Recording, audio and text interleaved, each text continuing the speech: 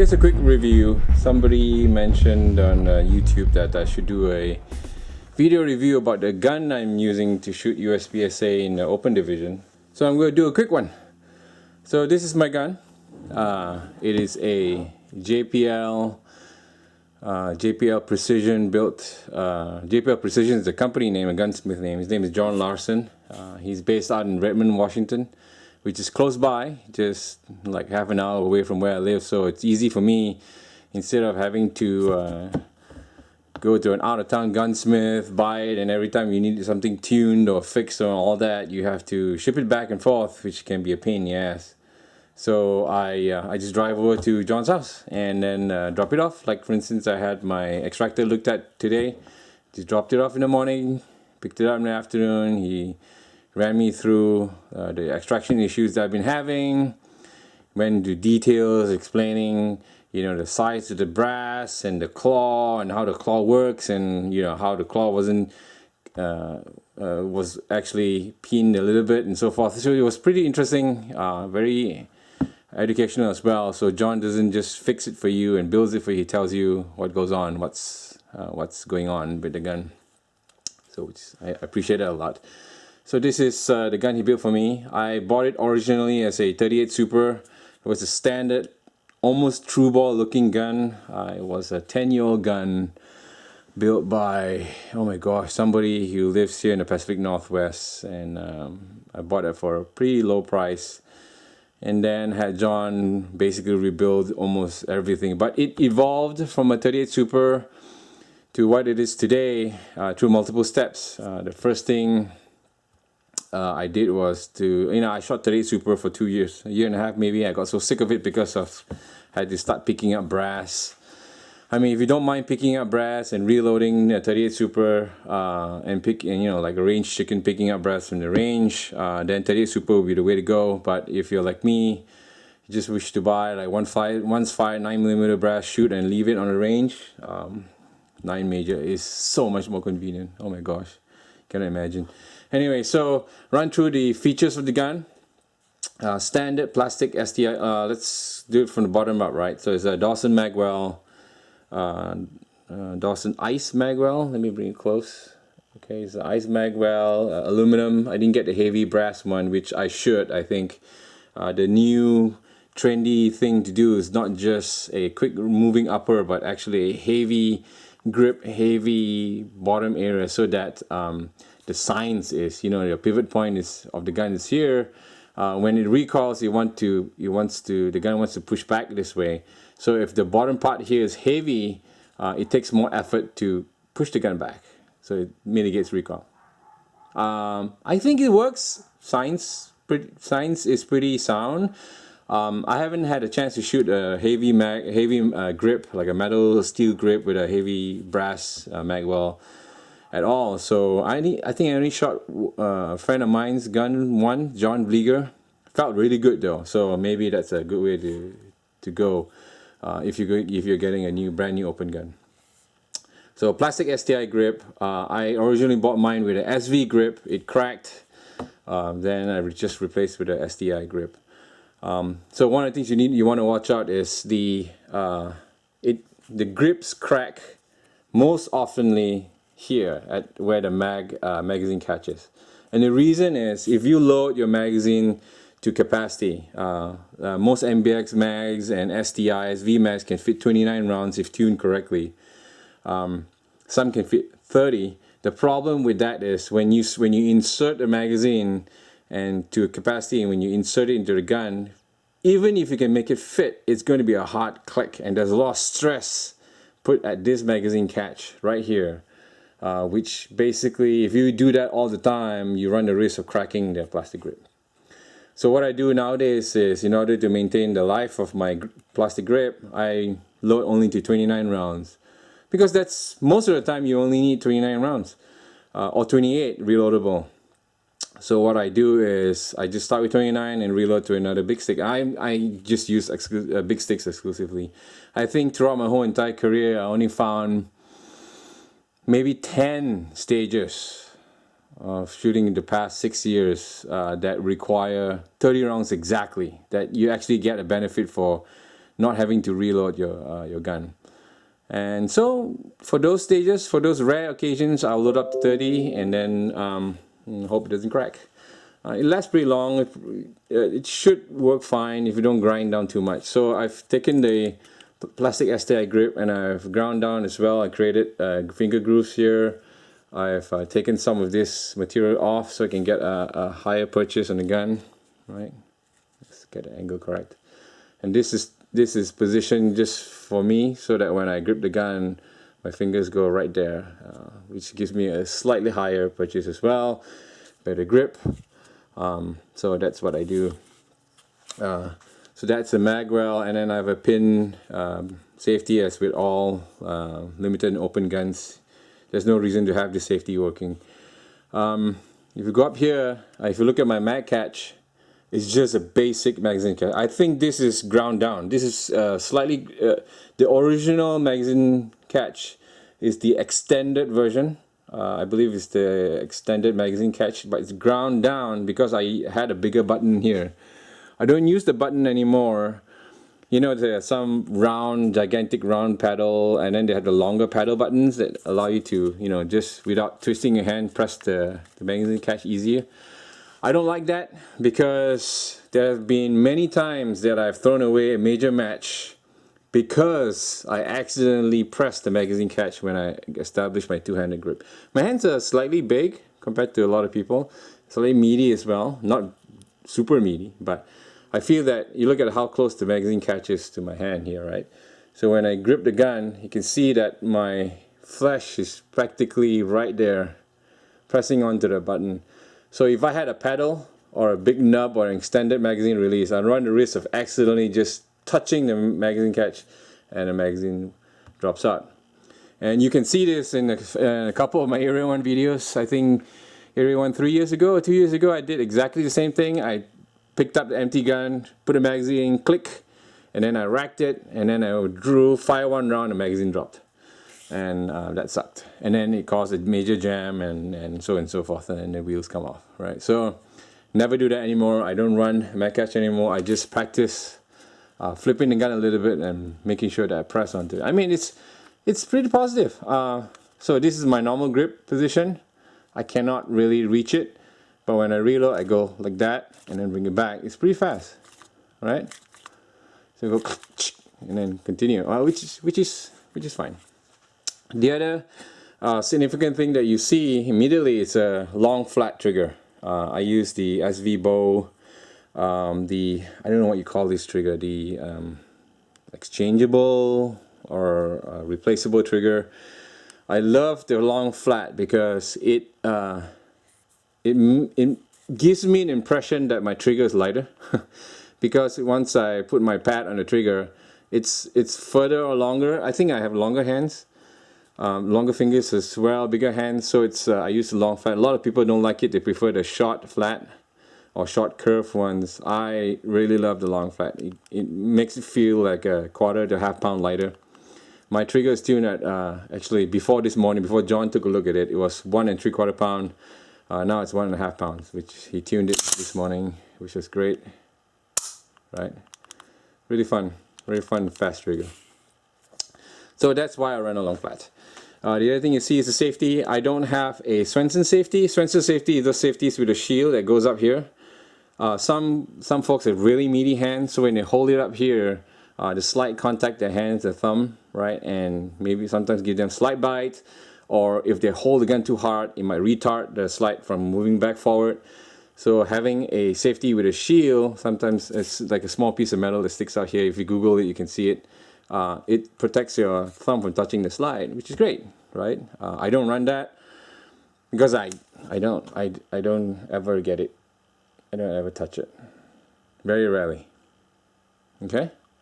And then I don't remember what all these parts are. I believe they're all EGW parts. The whole internal lock work are all EGW. I have, as you can see, it's really shiny, right? I basically took this to the buffing wheel. I've dehorned as much as I can. Even my safety, if you look at my safety here, it's all smooth and polished and ground down. Yeah, let me just go closer to the camera so you guys can see it. Really nice, smooth feeling. so that when I put my grip the gun, I don't feel it biting back, and this is really comfortable for me. Nowhere when my hand contacts the gun I feel any pain at all. It doesn't push or press into my thumbs. When I shoot, I ride the safety, so I will draw the gun out, disable the safety, and then get my grip, and then it feels really nice and smooth as well. On this side, if you realize, somebody commented, I didn't do this, but I believe the original person who built this from when I bought this from actually ground down this side of the safety, the ambidextrous portion of the safety, down half size, which is great. I mean, it might press into my finger here if it was slightly longer, but I like this. I don't usually draw the gun up, and it's, you know, for instance, weak hand transfers. The reason why you want to have a safety catch on this side, a lever on this side, so that when you transfer to your weak hand, you can click the safety down. But most of the time, by the time the gun clears my holster, the safety is off. I dry fight too much. I practice like that, so the safety is right off as it comes to my weak hand, and then I don't need to disable. Sometimes I might accidentally engage the safety. I think I felt this twice in my career, and then I just go and click the safety off. Now, I know you safety guys are going to complain that I disable the safety before I bring my gun up. It's just practice. I've never had any problems with this method. I practice a lot. So you just need to be able to put in the time and practice, right? So working up here. The next big thing is a racker. This was the latest revelation for me. I've been running the gun without a racker for years.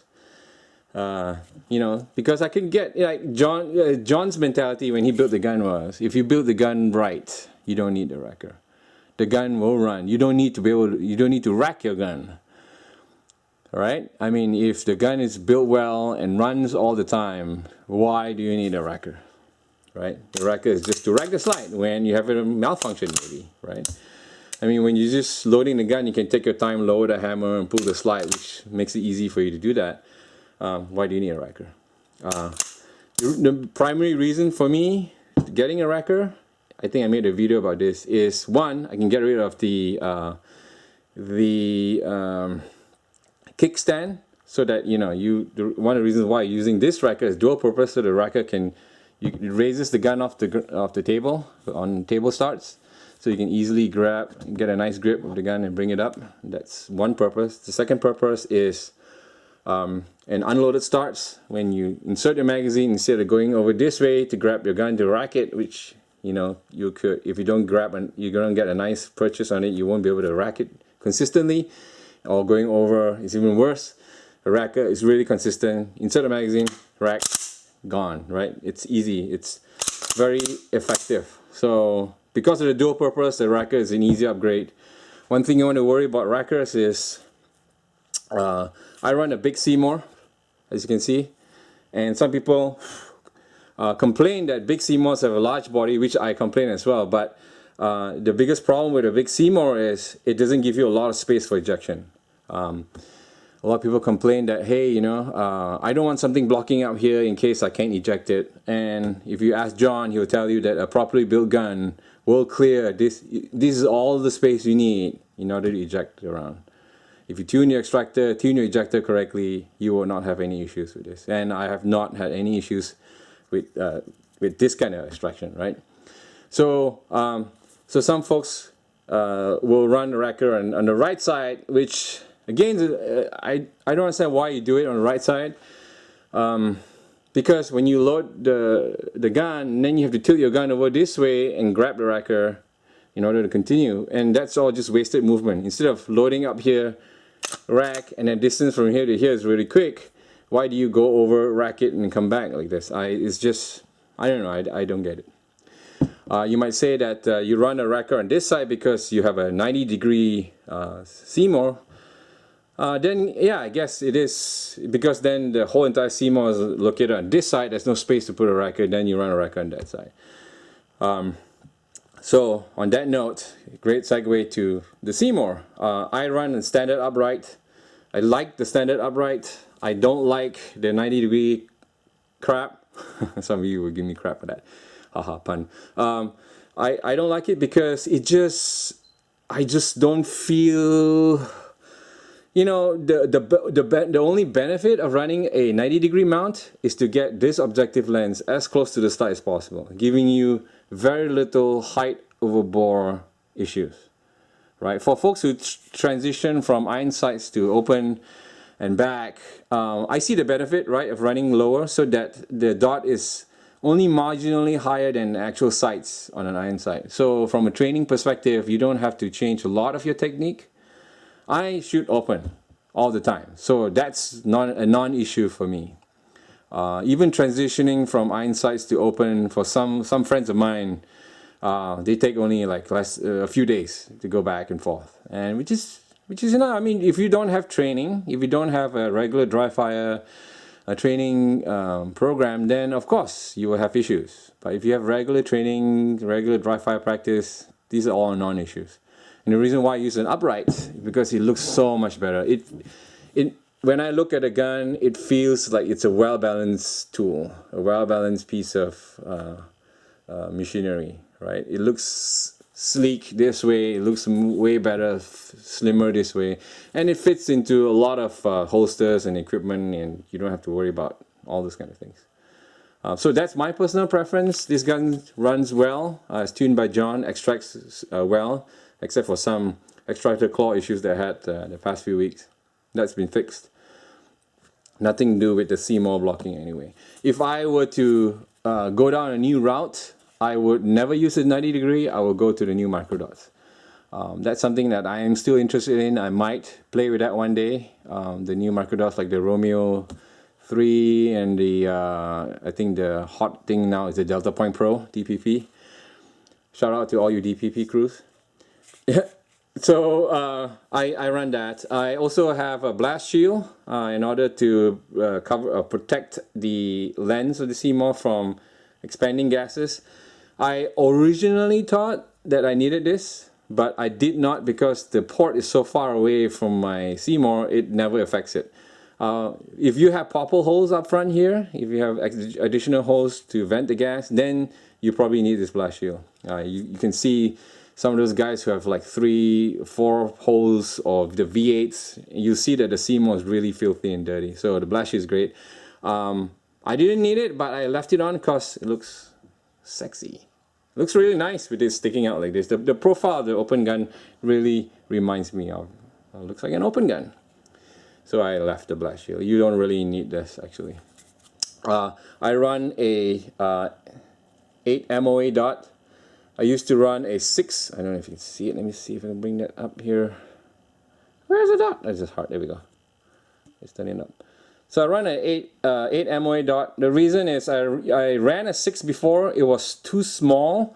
Not just too small. It's nice for long distance shots, but most of the time when you shoot, it's mostly close range, so you don't get that much of a benefit by having a small dot. What's more important is I shoot in Eastern Washington a lot, and I know you guys in Arizona too will have the same problem.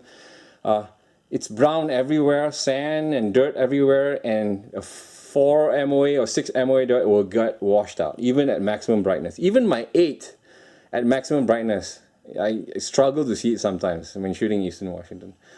So I switched to 8 because it's bigger, it's easy for me to look at. I have no issues with shooting with an 8 MOA dot out to, 75 yards. We have a range in Custer. They have 75-yard mini poppers at one stage. You can actually look at some of the videos I posted.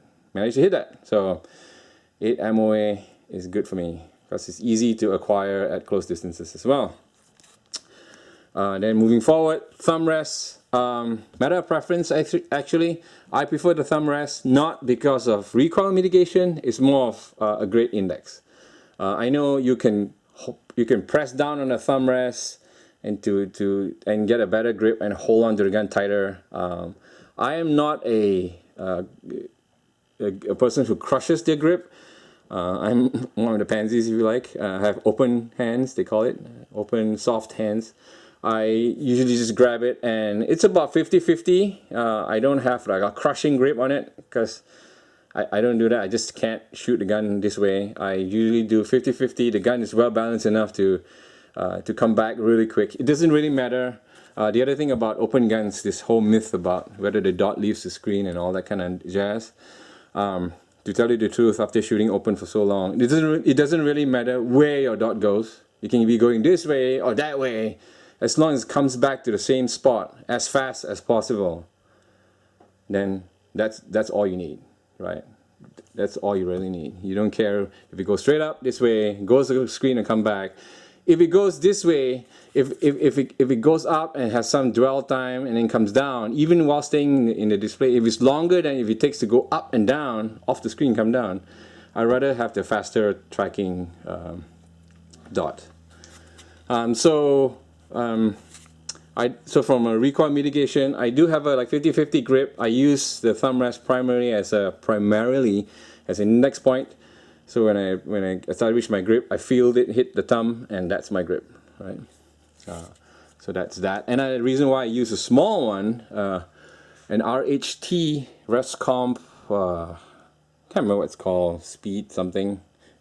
Anything to do with race guns is all speed something, speed slide, speed rack, speed this and that. So this is a thumb rest, and the reason why I use this one is I had an Arredondo one, which is really nice and small. I did not like the Go Gun gas pedal because it's so big, it's gigantic, it sticks up to here, and it forces my thumb up this high.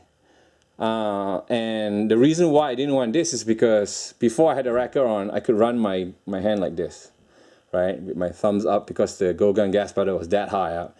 And look at where my thumb lands when I put the racker. That is not a good idea. That will take my thumbs off, or at minimum cause a malfunction. So when I had the racker installed, I had an issue because I can't get the clearance. So I switched to a much smaller thumb rest, allows me to bring my thumbs forward and bring this thumb down. So now it will clear the racker. Right, so I've been shooting with this kind of grip for almost a year now. So yeah, that's the reason why I use this thumb rest over something else. And then I had John. I'm a big fan of fast moving slides, light springs. So I run an 8-pound spring, recoil spring, and then I had John relieve this huge swoop cut over here. That much metal is gone. And then I had him do his 7-port cuts with his long track running on top. So it's really lightweight slide. I shoot a 124 grain Montana Gold bullet with silhouette powder. Running about 171 to 172 power factor. And the comp is John's modification from some other comp. I believe the original comp had 2 ports up front.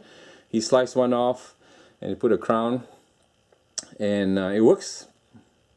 I don't know the science behind all these comps that have multiple ports, or I don't really follow that. I feel that the benefits are only marginal. If you have a marginal improvement here, marginal improvement with the load, marginal improvement with recoil mitigation, marginal improvement with the ammo and all that, then it plays. But more often than not, most of this stuff you can mitigate with training, right? So that is my open gun, my JPL Precision open gun. So this is my primary gun. When I had to get a backup build, I had John again build one. It looks exactly the same. I wanted it to look like my primary gun so that it will be minimum amount of learning or transition if I had to transition from one gun to another, just in case something happens. The only difference here is if you look at the hammer is slightly different. And then obviously the colors, they're both polished to the same shine. Same components, same parts, except for the grip. I was trying out this really aggressive tape. Let me see, what is it called? I think it's called, I want to get a name, Vicious Grip Tape. It's really painful. I mean, it's really, whoever I let this gun to and let them try it, when they put it on their hands, immediately they feel the pain, right? It's biting to the hands. Like, I just hold this for a while. You can see the kind of holes it makes in my skin. So it's really aggressive. It's my backup gun. It feels painful when you hold it. I guess if I dry fire with this, I'm just going to hurt my hands. But I shot this for about 3 stages this Sunday. no issues at all. When I was shooting it, I didn't feel it one bit. Apart from that, everything is the same. So that's my backup, and that's my primary. That's one of the reasons if you get a backup gun, you want to do the same thing. A friend of ours, a local GM, Tim, has 2 JPL guns as well, configured exactly the same, except one of them has a red grip, the other one has a blue. I want to say grip. It's either grip or the magwell. I can't remember. So he tells the difference between red and blue for his 2 guns, and both of his guns are beautifully made by John. They are both black in color as well. I prefer to go down the shiny because I'm Asian, right? So that's it. So this is my gun. I'll put the links to John's website, JPL Precision. I believe he has a very quick turnaround time to make guns, less than 2 months, I think, just 4 to 6 weeks, I think. So if you want to go down this route, John's a great guy. Very, very informative. He will tell you and talk to you and tell you about the gun and how to maintain the gun, what runs well, what runs the best, and so forth. So I like that a lot. So let me know what else you want to see in the future. If you want to see more reviews or sort of comparisons, just let me know and I'll try to get to it. Thanks for watching, guys. Bye.